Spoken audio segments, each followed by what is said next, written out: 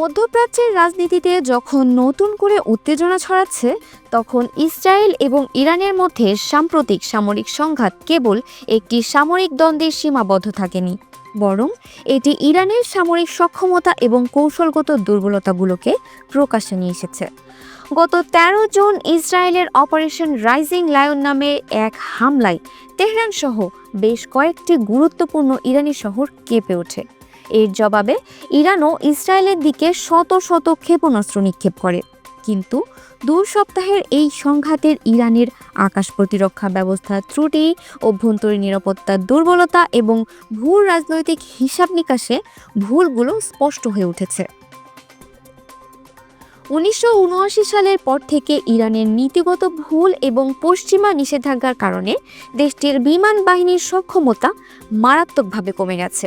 এর ফলে ইসরায়েলের মতো উন্নত সামরিক শক্তির বিরুদ্ধে তাদের প্রতিরোধ ব্যবস্থা দুর্বল হয়ে পড়েছে। এই সংঘাতের মাধ্যমে এটি আরও পরিষ্কার হয়েছে যে ইরান অভ্যন্তরীণ রাজনীতিকে শক্তিশালী করতে গিয়ে আন্তর্জাতিক এবং ভূ রাজনৈতিক দিকগুলোকে অবহেলা করেছে। এর সুযোগে ইসরায়েলি গোয়েন্দা সংস্থা মোসাদ ইরানে অনুপ্রবেশ করতে সক্ষম হয়েছে বলে মনে করা হয়। এই ঘটনা ইরানের অভ্যন্তরীণ নিরাপত্তার প্রতি এক বড় ধরনের চ্যালেঞ্জ তৈরি করেছে। এই সংকটের পর ইরান পশ্চিমা নেভিগেশন সিস্টেম বা জিপিএস এর উপর নির্ভরতা কমিয়ে চীনের বেইডো সিস্টেম ব্যবহারের দিকে ঝুঁকছে। এটি তাদের সামরিক যোগাযোগ ব্যবস্থায় পশ্চিমা প্রভাব কমানোর একটি কৌশল।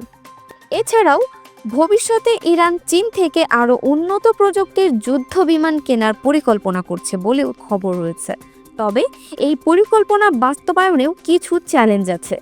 চীন ইরানকে সামরিক সাহায্য দিতে চাইলেও যুক্তরাষ্ট্রের অর্থনৈতিক নিষেধাজ্ঞার ঝুঁকির কারণে এটি একটি জটিল বিষয়। সব মিলিয়ে ইসরায়েল ইরান সংঘাত শুধু মধ্যপ্রাচ্যের আঞ্চলিক স্থিতিশীলতাকেই নষ্ট করেনি, বরং এটি ইরানের সামরিক দুর্বলতাকে বিশ্ববাসীর সামনে তুলে ধরেছে।